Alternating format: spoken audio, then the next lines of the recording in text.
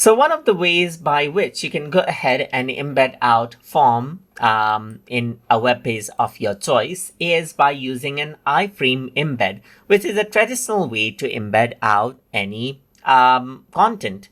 So to do that, you can simply go around over here onto Publish and then go to the embed section. And here you can see iFrame, embed form in iFrame, as you can see. If you were to click, you get the iFrame code. So you can simply go ahead and copy this out. And then around over here, I have this HTML file, which I'm going to edit right here. And let me just go ahead and paste out the code right here. So let's say I'm going to go ahead and paste this after the click me button right here. Let's just go ahead and save it. And as I do that, you can see that this is my page. If I were to refresh it, then what happens is that the form gets embedded out right here as an iframe. So you can see that this is the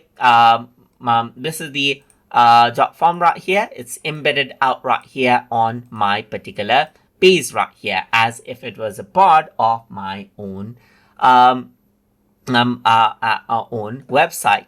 So this is an alternative way to go ahead and embed out a form. So you can use iFrame, or you can use the script right here to go ahead and embed it out. So the choice is yours on how you want to go ahead and embed it. So that is basically how you can go ahead and utilize an iFrame embed option inside of Jotform. So I hope you guys learned something as always.